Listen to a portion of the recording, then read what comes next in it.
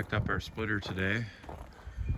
We decided to go with the Princess Auto after a lot of back and forth and reading and research. We got the 40-ton Red Rock. It's not a Princess Auto actually, it's a Red Rock splitter. It has a lot of neat features that I hope I like when I get it working. I'm home alone right now. And so far, so good. It's been easy to put together. I don't know if I'm going to be able to get it off the truck alone or not. I might have to wait for Noah to get home to give me a lift. It's big, it's heavy. You can feel it on the truck. It's 750 pounds. It's one of the reasons I liked it actually. It's good and stable when you're working around it. You don't have to leave it hitched up to something. So,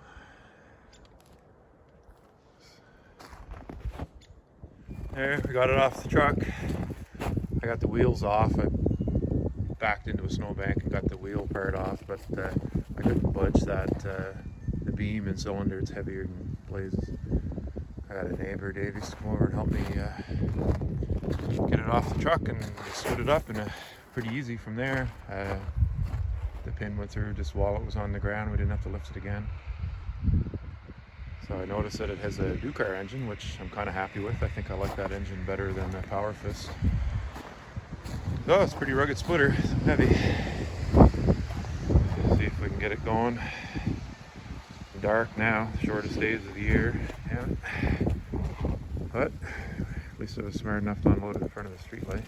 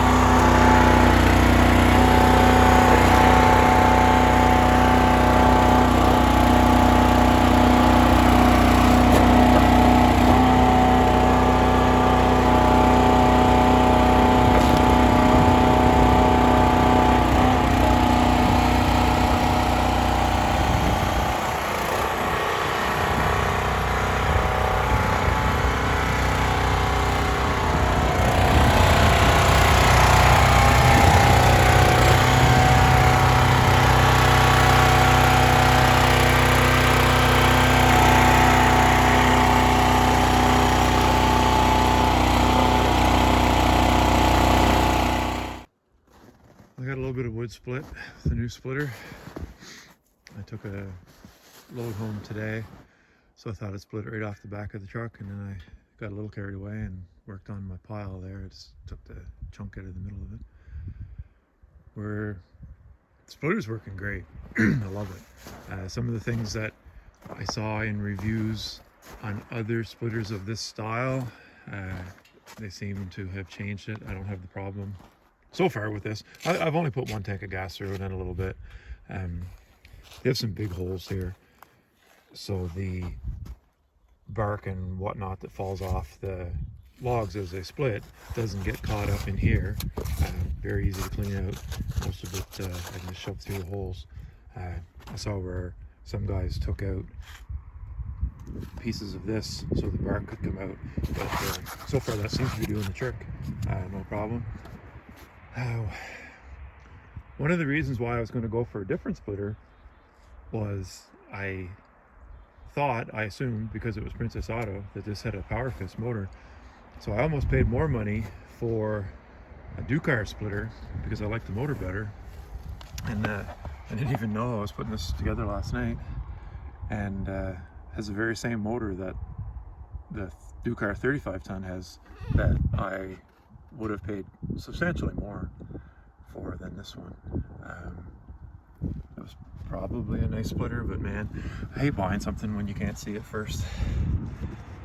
I know we checked the Arian splitter, and the distance here from the wheel to the back was really small. You'd be tripping over it all the time, but I know that was only a 27-ton. So we're splitting. We're gonna do some firewood bundles. I have a shop here. right on the main road to Fundy Park and a few campgrounds, and we have a pretty good tourist business going already. So we're going to try to sell some bundles. So I'm taking the best of this poplar that we're cutting down off of a person's property that she just wants it cleared. We're doing it for the wood. The wood's, it's not really valuable wood, but I guess if we can sell it in bundles, we'll make some money on the job.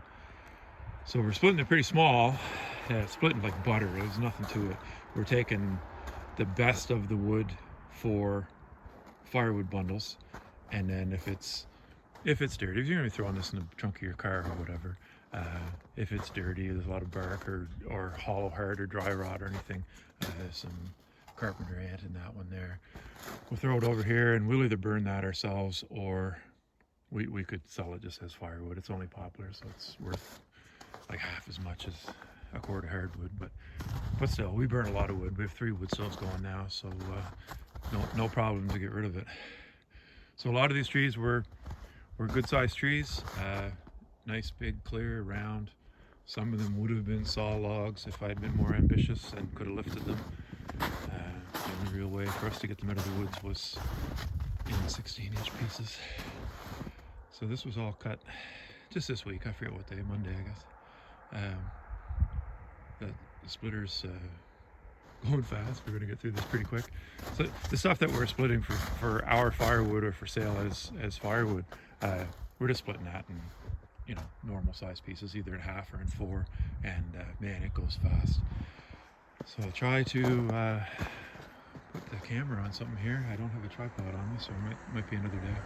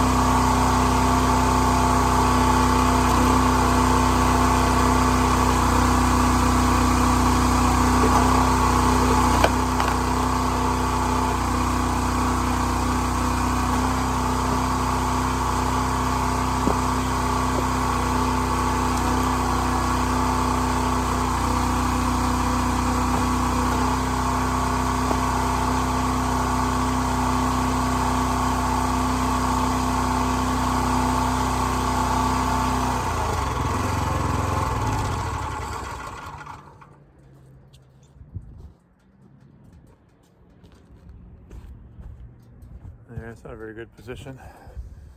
Hopefully you can see it split some. It has no problem with this stuff at all, but again, it's just popple. It's mostly pretty clear grain. We have some big maple over there. I don't know if I'm ambitious enough to drag one of them over here. I'd sort of move the splitter over to it. I'm gonna go grab a tripod and see if I can get a better angle.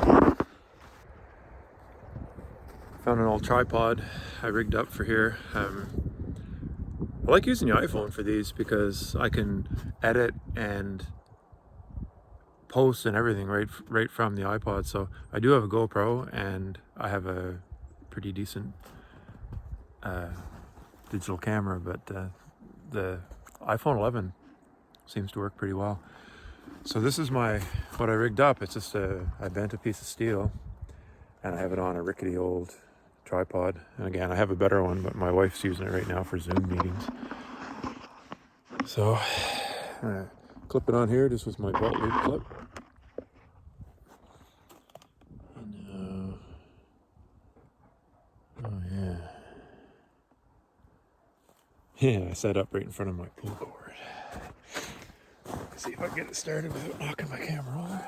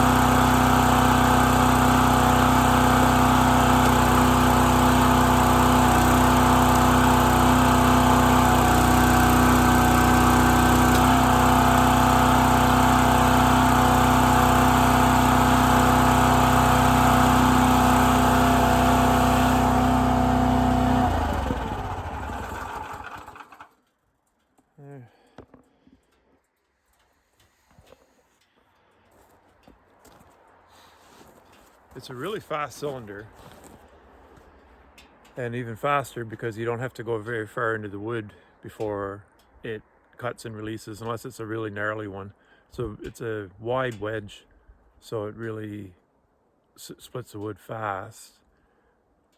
I saw someone who rigged up the shutoff so it didn't, when you put it on the automatic return, it didn't come all the way out to the full 24, 26 inches. I forget what this one is. I tried some 26-inch wood this year, or 24-inch wood this year. My stove handles it. I didn't like it at all. I'd far sooner have 16-inch wood. You can pack it in around, it dries better, it's easier to handle. You don't burn your hand as much when you're trying to get it in the stove. I can load in the end or in the front of the stove. I usually load in the end. It's not as messy. So I think I'm going to do all my wood at 16 inches from now on. So I would like to have that automatic return to kick off around 18, 19 inches. But for the most part, you're handling it anyway. It's just when you step away to load up your wood tray or just get one other big piece of wood. When I'm doing the really big pieces, I just put one on at a time because I need the tray. It's a really good option. It came with it too. Like that's something you have to look at when you're buying them. Excuse me. That's a big wood tray. It's probably $75, $80 feature. It comes with hydraulic oil. The hydraulic oil was in it when I got it, so coming home it had to stand upright. It was a long drive home. It's very top heavy, and small little pallet that it was on. It was rocking and rolling in the truck, like rocking back and forth. I had it tied down, but it's still tipped. It's just nerve-wracking is all. But it was super easy to put together. I put one wheel on, the other wheel was already on. Let me see, I had to hook the hoses up and put the rail on, and the rail just went on with the pins. I'm trying to remember how it went on. Yeah, there's 2 pins that hold the rail on, and that's all there was to it. I tried to get it off the truck myself, and I couldn't. This rail and cylinder together, I'm fairly rugged. I couldn't even lift that off the ground. I couldn't even pick it up. I thought maybe if I could pick it up and then lower it down onto the ground. If I had it on the ground, I probably could have put this together myself. But it was in the back of a short box 1/2 ton, and I couldn't get it out. So I got my neighbor over to help me. So the build up there on the rail isn't bad. It drops off here as it comes back. Now this is poplar, so it's a cleaner wood for sure than some of the stuff I'm going to be splitting. But so far, I'm not sure how much wood did you say is there? Probably a cord altogether. So this over here will be the campfire wood. Nice and clean. We're keeping all the cleanest stuff for that. And then this is the firewood.